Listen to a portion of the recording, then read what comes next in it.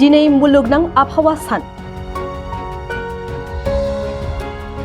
मुलुगनां आबहावा सानजों लोब्बा लाखिनानै दिनै बिटिसि सरकारनि हाग्रा बिफाननि बानजायनायाव कसुगाव सेन्ट्रेल रेन्जनि सिङाव थानाय नवीनगड़आव बिफां गायनाय हाबाफारि लानायखौ नुनो मोननाय जायो।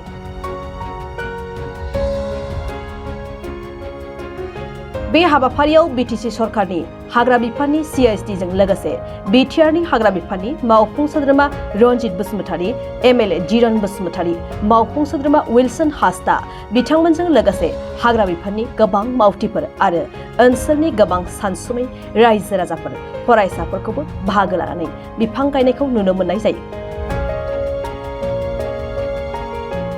दिनैनि बे हाबाफारिनि गेजेरजों मावफुं सोद्रोमा रनजित बसुमतारीनि बिबुंथि। फाउंडेशन কৰিবলৈ আমি সক্ষম হৈছিলোঁ, ডিক্লাৰেশ্যন কৰিবলৈ আমি সক্ষম হৈছিলোঁ। গতিকে আজি ইনভাইৰনমেণ্ট ডে পালন কৰাৰ লগতে আমাৰ ৰায়মনা নেশ্যনেল পাৰ্কৰো জন্মদিন। গতিকে আপোনালোক সকলোকে মই আজিৰ এই দিনত শুভেচ্ছা জ্ঞাপন কৰিছোঁ। আপোনালোকৰ প্ৰচেষ্টাত আমি নেশ্যনেল পাৰ্কটো আমি প্ৰতিষ্ঠা কৰিবলৈ সক্ষম হৈছিলোঁ। যিয়ে নহওক ভাল লাগিছে আজিৰ দিনটো বিটিআৰৰ সকলো বিটিআৰবাসীয়ে কনচিয়াছলি আজি বুজিব পাৰিছে যে বিটিআৰ হ'ল টুৰিজিম ছেক্টৰত আমাৰ ইকনমি বেকবন নিচিনাকৈ। গতিকে যেনেকৈ আমি বেলেগ বেলেগ প্ৰডাক্ট বেলেগ বেলেগ দেশ টুৰিষ্টৰ ওপৰত আমাৰ ইকনমি ছিষ্টেমটো ডিপেণ্ড হয়, আমাৰ বিটিচিও ইনক্লুডিং এগ্ৰিকালচাৰ আনাদাৰ ইকনমি ছেক্টৰটো হ'ব আমাৰ ফৰেষ্ট এণ্ড টুৰিজিম ছেক্টৰ।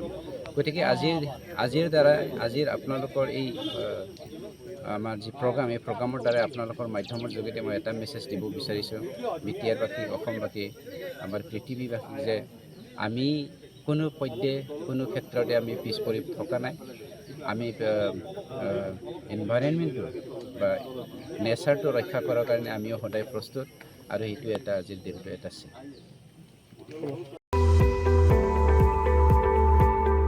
गोजौ सोलोंथाइ लानो गोसो जानाय HS आनजाद उथ्रिनाय फरायसाफोरनि थाखाय गोजोनथाव खौरां।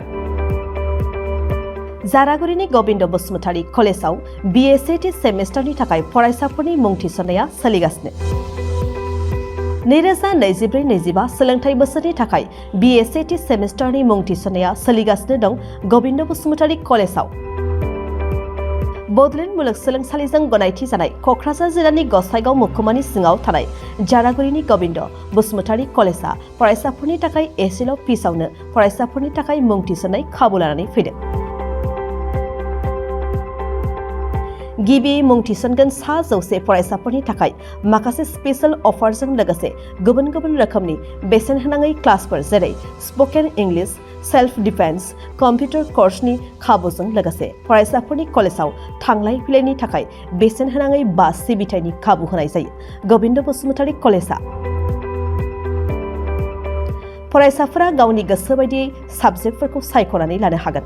लोगोसे गोबां थाखोनि बिजाबजों बुंफबनाय बिजाब बाख्रिनि खाबुखौबो फरायसाफोरा मोननो हागोन आरो बे खेबनिफ्राय गसाइगाव फरायसालिमानि सिङाव फरायसाफोरा गावनिनो आंगो गोविंद बसुमतारी फरायसालिमायावनो आनजाद मिरु एबा आनजाद होनो हागोन।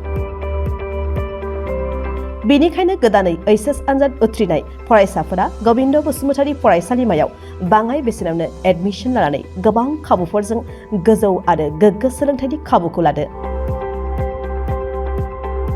बांसिन मिन्थिनो थाखाय 9101784754 7002271929 97066808878 मबाइल नम्बराव फोनांजाब खालामदो।